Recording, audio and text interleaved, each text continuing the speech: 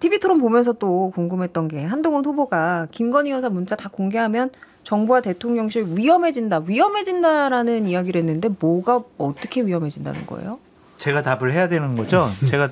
저는 이렇게 들었어요. 그러니까 단어를 되게 순화시켜서 TV 토론 때 말씀을 하셨구나. 위험해진다는 게 좀 순한. 근데 위험해진다는 게 뭐겠어요, 결국엔.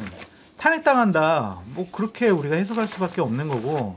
저도 이제 바람결에 그렇게 얘기를 좀 들었어요. 그러니까 그냥 단순하게 그 당시에 사과 문자만 받은 것이 아니라 그 후에 받은 문자들을 다 공개하기 거예요? 시작을 하면은 정말 여러 가지 문제가 생긴다라고 한동훈 후보는 생각을 하는 것 같고, 이제 이런 얘기도 했잖아요. 한동훈 후보가 입으로 국정농단, 뭐 당무 개입 이런 얘기까지 하잖아요. 국정농단하고 당무 개입하면은 헌법과 법률을 위반한 거잖아요. 그러면 탄핵의 빌미를 민주당에 줄 수밖에 없는 상황. 그러니까 한동훈 후보 측은 이러는 거죠. 이 문자 너희들에게도 그렇게 도움이 안 되니까 이거 가지고 전당대회 혼탁하게 하지 말아라. 계속 문자 얘기 꺼내지 말아라. 네, 그런 것 같아요. 그러니까 이제 이 원희룡 후보의 역풍은 당연한 거예요. 구조상. 첫 번째는 한동훈 후보를 공격하기 위해서 원희룡 후보를 세웠다고 모두 알고 있잖아요. 오도 출마를 했다, 용산에서. 근데 지금 윤석열 대통령이나 윤석열 대통령 배우자까지 나서서 한동훈 후보를 공격하는데, 잘 보세요. 친윤을 자임한 사람들이 계속 한동훈 후보를 공격하는데, 윤석열 대통령하고 가장 가까운 후보가 4명 중에 누굽니까? 한동훈 후보예요. 지금은 주장하지만 20년 이상을 속속들이 집에 숟가락이 몇 개 있는지까지 알 만큼 친했을 거예요. 그리고 김건희 여사 잘 알아요. 한동훈 후보는 많은 걸 알고 있어요. 정보가 많죠. 이세희 후보는 그냥 권력적인 부분에서 난 친윤 후보로 이제 탈바꿈할 거야라는 뿐이지 윤석열 대통령이나 김건희 여사에 대한 내밀한 정보는 몰라요. 그러면 게임이 되겠어요? 그래서 이 얘기가 나온 거예요. 다 공개하면 위험하다. 그러니까 말씀한 대로 문자에 국한된 부분에 있어서 김건희 여사 문자 5번 들어왔을 때, 그때 한동훈 후보가 조금 발끈하면서 당무개입 얘기했고, 내가 답변했으면 국정농단 뭐 시비거리가 될 수 있지 않았겠냐라는 것들은 김건희 여사의 문자가 5개가 아니라 여기에서 답을 하는 많은 것들이 단순히 디올백에 대한 사과 외의 것들의 문자도 갖고 있다는 거죠. 그렇지 않겠습니까? 이게 추측의 영역이에요. 아마 저는 그런 거를 내포하고 있다고 봅니다. 그러니까 김건희 여사가 예를 들어서 뭐 당시 총선 시절에 뭐 어떤 인사를 좀 이렇게 어떠세요? 검토 한번 해보시죠. 라든지 아니면 이런 부분들에 있어서 뭐 국무위원 이런 거는 어떻게 생각하십니까? 왜냐하면 법무장관 때 인사검증을 담당했었으니까. 이런 것들이 다 있을 수 있어요. 그렇기 때문에 저는 그런 걸 내포한 아주 그 단호한 발언이 있지 않느냐. 일단 이 문자만 보면 저도 처음에 그 얘기를 듣고 토론에서 나왔잖아요. 당시 상황에 대해서 다 얘기하면 정부가 위험해질 수 있습니다.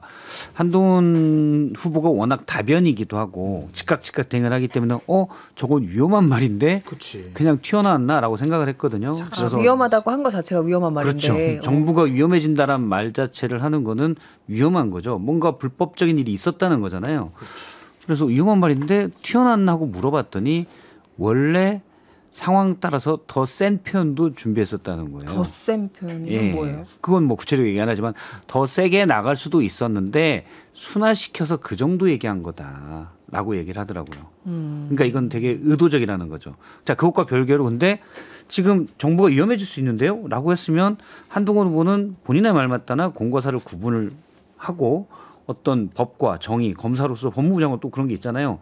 그럼 불법적인 일을 본인이 지금 감추고 있는 거예요, 그러면. 그래서 당연히 공개해야 된다라고 생각을 합니다. 공과사가 구분이 안 되는 것이라고 하면은 어떤 내용이라고 추론 좀 해볼 수 있을까요?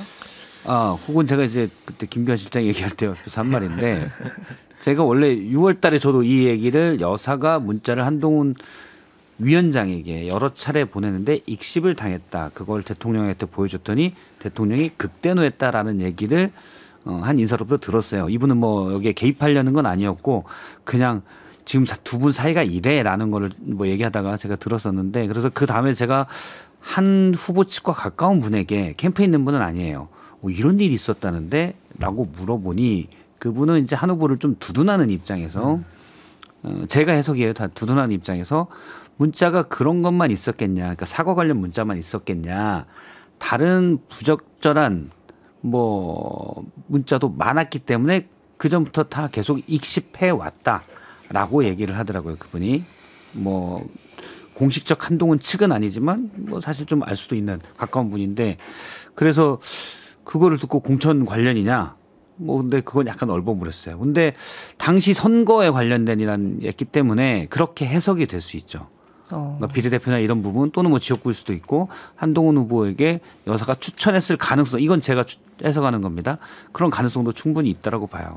저는 김건희 여사님께 좀 건의드리고 싶은 게 뭐냐면 저는 저에게 문자 보내시면 저 읽씹하지 않고 한 번 보내시면 저는 10번 답장을 보낼 수 있으니까 저한테 언제든지 좀 문자 좀 보내주셨으면 감사하겠습니다. 바로 가겠는데.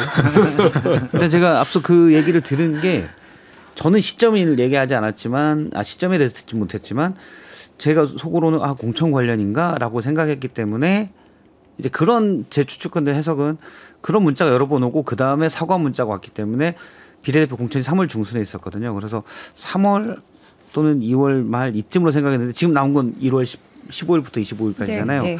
그래서 이때는 또 좀 이르지 않나라는 생각도 있고 근데 이때부터 누구 얘기 들어보면 비례대표 가고 싶은 분들은 엄청 많대. 여러 쪽으로 힘을 썼다고도 하고. 네. 그러니까 지금 이 토론회에서 이 뭐 문자 관련된 거 이거 더 공개하면 위험하다라고 했던 한동훈 후보의 그 말 때문에 지금 물음표가 많이 찍히는 많이 거잖아요. 찍히는 이거 거예요. 관련해서. 그러니까 이제 나경원 후보가 이게 그러니까 탄핵 밑밥을 한 후보가 던진 거다라고 이제 얘기를 하더라고요. 그러니까 오히려 한 후보가 당을 좀 위태롭게 만들고 있다. 나경원 후보의 해석은 그렇거든요. 그러니까 굳이 이런 말을 안 했으면 좋았을 것 같은데 이런 말까지 한 거 보면은 본인도 좀 말실수가 아니었을까라는 좀 생각도 좀 들고요. 아니면은 작심한 것이 아니냐라는 좀 생각이 드는데 제가 느끼기에는 좀 준비한 것 같아요. 이제 그런 거다. 얘기들을 좀 사전에 사석에서 좀 했기 때문에 이 부분 더 확대하지 말아라라는 경고의 말을 한 것이 아니냐라는 생각이 듭니다. 이거 보면 엄청난 배신감을 느끼지 않았을까요?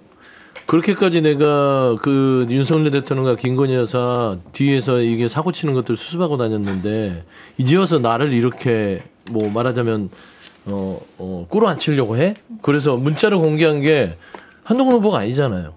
따지고 보면 원작자인 김건희 여사의 가능성이 가장 농후한데 그 주변 사람이나 용산에서 나올 공사일 건데 내가 지금 전당대회 나왔는데 나를 끌어안치려고 당신과 나 사인 간에 있었던 문자를 공개한단 말이야. 저는 이거 극도의 배신감에 대한 발언이라고 보여요. 그래서 이선희 앵커님 저는요 전당대회 끝나고 나서 막 무슨 분당이 될 거냐 무슨 갈라질 거냐 윤석열 대통령과 한동훈 후보가 만약 당대표가 되면은 사이가 막 멀어져가지고 갈등 뭐 며칠 만에 또 김옥균의 난처럼 뭐 끌어내리냐 뭐 이런 얘기가 많은데 저는 그냥 눈 녹듯이 다 없어질 것 같아요. 그거는 김재석 의원이 그냥 그러니까 저희 오랜만에 모셨는데 너무 목소리가 안 들리는 것 같아요. 잘 알지 않을까. 이제 장선철 소장님 말씀대로 어때요? 이 분당이 될지 한번. 그러니까 이제 세 분은 불구경하는 건데 이제 저는 이제 우리 집이 타니까 제가 길티 플레저를 뭐 이렇게 재밌긴 하지만 석연치 않게 이렇게 뭐 재밌게 보고 있는 상황이긴 한데 저도 뭐 분당 이렇게까지는 아닐 것 같긴 해요. 제가 아까 초반에 우리 당 전당대회에서 오랜만에 계파 전쟁 양상을 띠는 전대라고 말씀을 드렸지만 과거에는 대선 후보자를 놓고 되게 치열하게 싸웠던 친이 친박이었기 때문에 지금은 오히려 대통령과 가장 가까웠던 한동훈 후보와 이렇게 각이 섰던 상황이라서 그때랑 경쟁자로서의 계파 양상은 아닐 것 같아서 뭐 분당까지는 어렵겠지만 근데 눈 녹듯이 사라지진 않을 거라고 보는 게 이게 어느 정도 금도가 있는 상황에서 주고받았으면 상관없는데 이거는 누구 하나 죽자고 던진 거잖아요. 그러니까 정말 이 크리티컬한 데미지를 맞을 수밖에 없는 이슈를 그냥 한쪽에서 터트려버린 거고 한번 죽어봐라라고 던진 거기 때문에 한동훈 후보 입장에서는 가장 오히려 젠틀한 방법으로 이거 그만하자라고 이야기한 게 저 위험이란 단어를 쓴 거라고 보거든요. 오히려. 많이 참은 거다. 왜냐하면 이렇잖아요. 지금 한동훈 그 후보의 반대편에서 계속 주장하는 게 문자 까라라는 거잖아요. 근데 문자를 까라고 계속 압박을 하고 있는 그런 상황인데 이거를 정말로 까거나 뭐 내지는 압박을 멈출 수 있는 유일한 방법은 까면 정말 큰일 나라는 이야기로 그 물음표를 던지게 하는 게 가장 최선이지. 그나마 최선이지. 그러면 제가 한번 가져와 보겠습니다. 이제 이런 순간 정말로 이 초과 삼관이 다 타는 거라서 민주당은 바라고 있습니다. 그 문자를 공개합니다. 그러면 이제 그걸 트리거 삼아서 또 이 한번 고기 맛을 봤던 탄핵의 고기 맛을 봤던 이 민주당이라는 사자가 또 다시 탄핵의 시도 그 열차를 돌리려고 할 텐데 이거는 정말 자멸적인 전대가 될 거라서 저는 뭐 이 정도 수준에서 위험하니까 그만합시다라고 그래도 젠틀하게 던진 거라고 봐요. 저는 이 상황에 대해서 좀 가장 기본으로 들어가서 볼 게 좀 필요하다고 보는데 예를 들어 한동훈 위원장이 그 당시 상황이 있었던 일을 다 공개하면 정부가 위험해집니다. 이거는 많은 사람이 추정컨대는 예를 들어 여사와 관련된 일이었기 때문에 여사가 뭐 공천이든 뭐든 부적절한 민원들이 있었을 거로 추정을 하잖아요.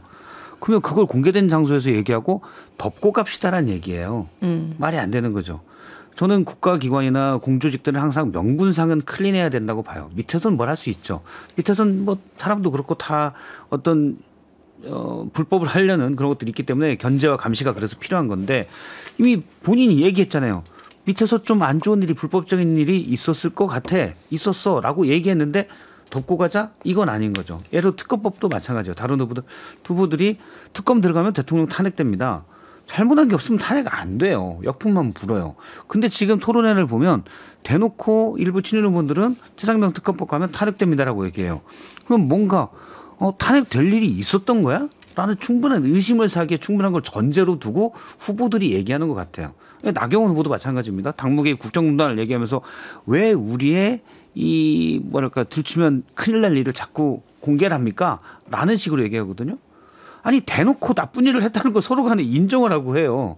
그러면 거기를 파고들어서 얘기를 해야죠. 이제 들킨 거예요. 이거는 들킨 건데 우리 구체적으로 들키면 위험하니까 이제 여기서 그만합시다. 이렇게 되는 거예요.